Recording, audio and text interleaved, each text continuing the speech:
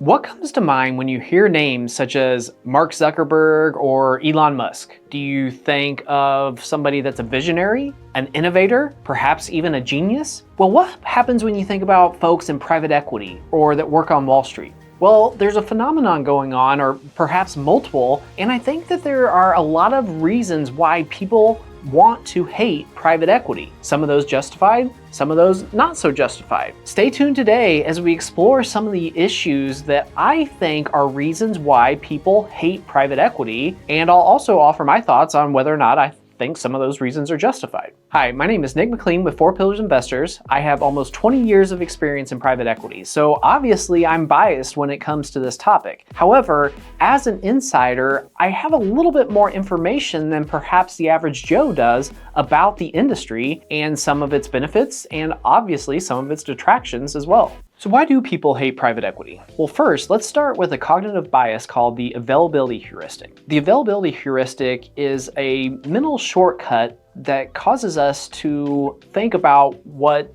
is the first thing that comes to mind whenever a specific topic comes up. So for example, as of late, we've probably been hearing a lot about airplane crashes and all the issues that Boeing has had. Now, does that lead you to think that flying is less safe? It certainly might, especially if you allow the availability heuristic to influence your judgment. But what you're not seeing is all the thousands, maybe even millions of flights that are conducted safely, and all that safety data is not being incorporated into your evaluation process because all you're relying on are the headlines of the mishaps or the workers that are not doing their jobs appropriately in the manufacturing process. So this cognitive bias is causing us to look at a few extreme examples and generalizing those examples to the whole industry. If you look at private equity, the value of private equity owned companies is almost $12 trillion or somewhere in that neighborhood. Surely there are going to be companies that fail. Surely there are going to be executive teams and private equity groups within the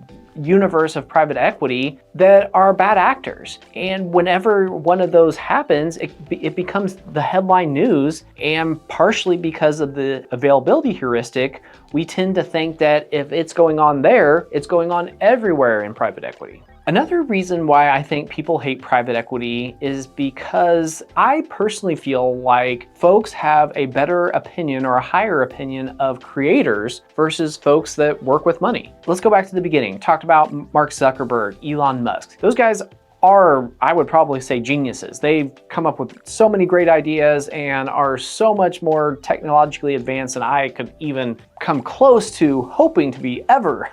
Now, generally speaking, I think that the average American or the average person would look at those folks and say, they created something, they're super smart. For that reason, even though they're rich, I still can have positive opinions of who they are as a people or who they are as a person. Now, when it comes to folks that work on Wall Street or finance types, I think it's a different evaluation process. Even though those folks could be very smart or even genius level when it comes to finances, if it involves moving money around or interest or this or that, I just think that generally speaking, people are more negative about that type of profession, even though it requires just as much intelligence, just as much smarts, et cetera, et cetera. Is that right or wrong? I don't think it is a right or wrong. You're certainly entitled to your opinion. I just think that that's one view that's common, in that people are more likely to think highly of other people that are creators as opposed to financial engineers or people that just work in finance, generally speaking. Another potential reason is the financial engineering subset of private equity. Well, what do I mean by that? Well, there are many types of private equity firms that their goal is to double the business, not just in terms of earnings, but in terms of employees, in terms of revenues, in terms of facilities. The goal is really to not just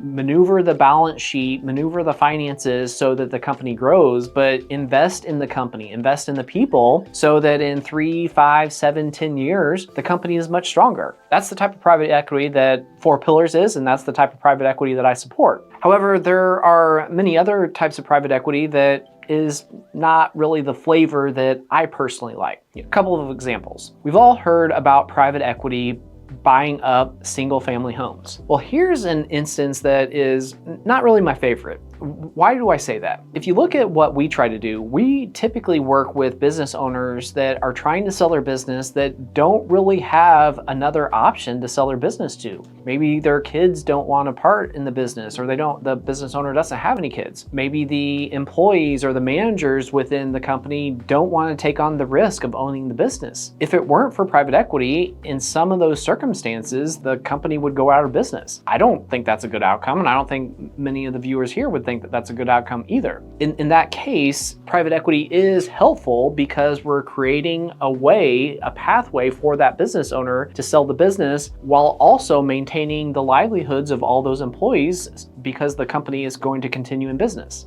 Single family homes though, what's private equity doing there? Why is private equity a better buyer for a single family home than somebody that would like to live there? My answer is they're not a better buyer of that single family home. What seems to be happening is that private equity folks in this realm are making calculations saying that they can pay up to X and still generate the return that they need, even though X is higher than market value, at least according to what many people would think in the area. Therefore, maybe Joe and Susie were going to buy a house for $500,000 that they could afford, but with private equity interest, now that house is $600,000 or maybe even $750,000. Even if they could afford that higher price, it might not appraise for that value, and unless they came up with the difference in additional down payment funds, they wouldn't be able to buy that house. Now, this is an example of a type of private equity that I don't really like because it's artificially inflating the market price of an asset. And in this example, I don't think private equity is the best buyer for that asset. I think the person that is actually going to be living in that home is the best buyer. I'm not saying you have to agree with that, but that's my personal take. The CEO of the nation's largest private for-profit hospital chain is under fire for ignoring Steward Health care, looking at allegations of fraud and potential violations. Another example of financial engineering is with the Steward Healthcare example. I don't know if you've read about the Steward Healthcare fiasco or you haven't, but this is a clear example of the private equity parents as well as the executive team making out with tons of cash while the underlying business suffered to the point of bankruptcy. But again, though, this isn't just the private equity parent. This is also the executive team, or perhaps not even the whole executive team, just the CEO. CEO had numerous yachts. I think he had 2 yachts, houses, maybe, I think all around the world. He was making a ton of money off of the healthcare system, Steward Healthcare, while the company was floundering. Now, I do think that private equity was at least part of the culprit here, because the owner for a period of time, Cerberus, did refinance the deal and take out a ton of money, which put the company into further financial distress. However, it was clearly not the private equity parent alone. With a different CEO, it would have been a much different story. However, I still think this is a prime example of why people don't like private equity, because this healthcare system was run into the ground by the private equity parents and the executive team. Similar to the concept of financial engineering, there's this other perception that private equity firms will strip and flip the companies that they buy. What do I mean by that? Well, they'll cut costs, they'll cut staff, they will make all the cuts they can so that profits rise in the short term, even though in the long term, the company will be nowhere near as successful. Does that happen?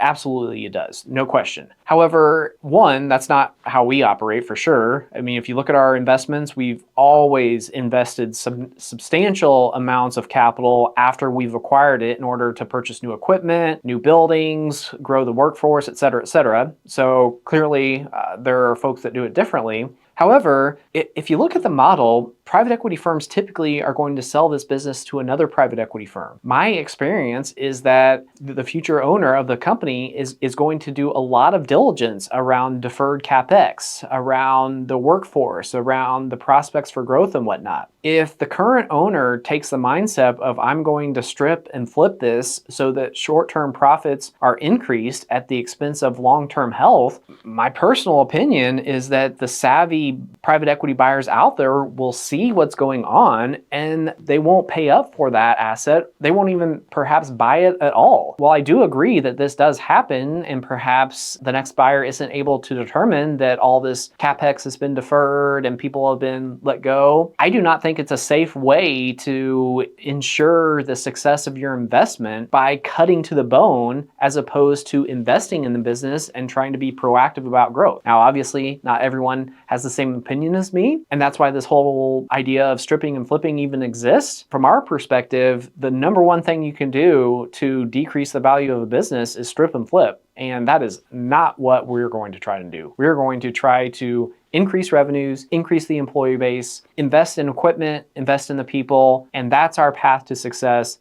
not cutting everything we can. Another factor that I think influences people's opinion of private equity is the fact that private equity firms are getting larger and larger. As of the past 5, maybe 10 years, it seems to me that there's a growing disdain for large corporations. Many people feel like they are too powerful, the customer service is no good, the product quality or the service quality goes down because they're so big and they can afford to do that because they have all the money and nobody else has as much power as those large corporations. I definitely think private equity is going that route. If you look at the largest funds, they are getting larger and larger and really dwarfing the rest of the players in the industry.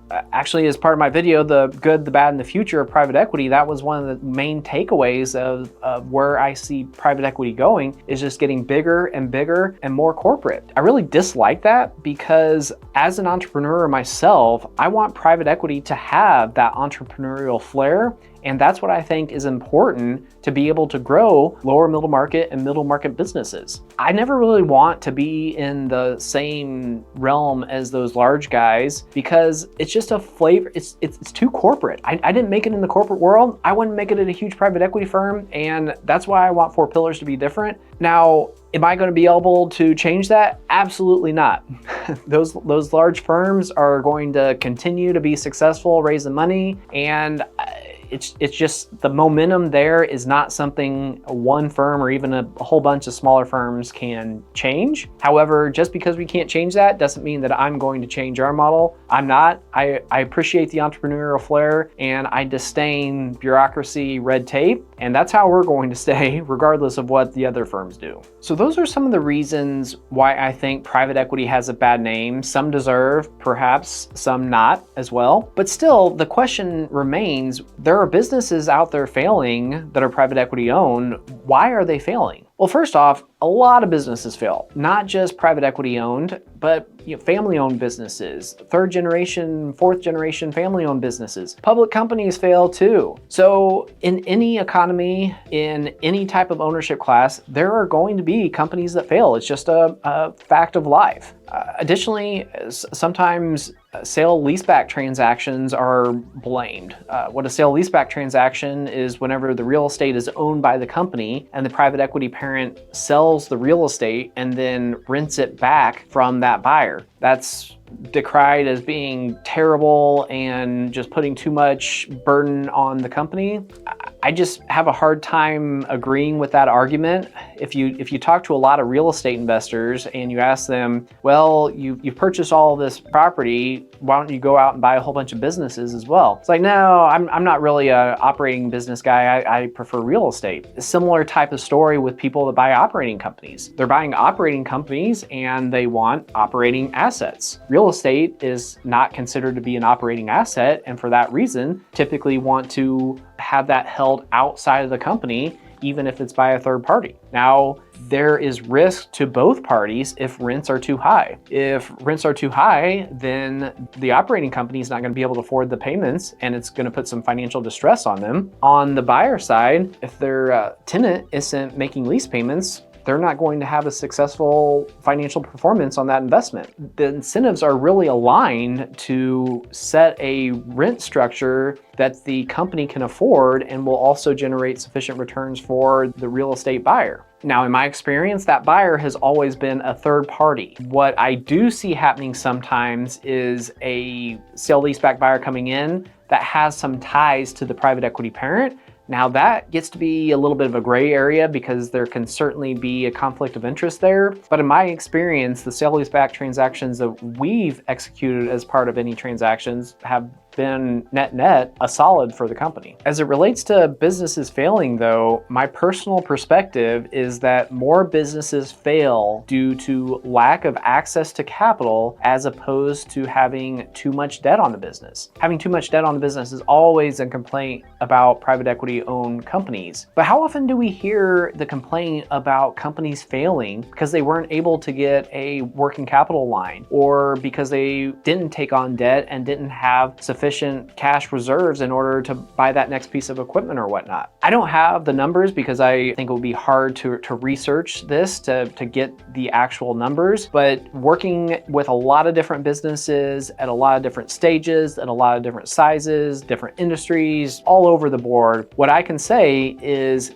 generally speaking, my perspective is that a lack of access to capital is a greater stressor on the business than too much debt. Again, there are always going to be examples of one, examples of the other, outliers, et cetera, but that's why I'm saying, generally speaking, I feel like a greater stressor on the overall likelihood that this company will survive is not having access to capital, not too much debt. What do you think though? Sometimes tell folks that I work in private equity, and this is via email, I've never had anybody say this to my face, but via email, some folks have said private equity is evil, never email me again. I of course don't email those folks whenever they say it's evil, but are you one of the folks that you do think private equity is evil? Has anything I said here at least made you think a little bit differently about the industry, or am I a villain as well and you want to discount what I say because I work in the industry? Regardless of your opinion, I'd love to hear from you, good, bad, or even ugly as it relates to what I had to say here.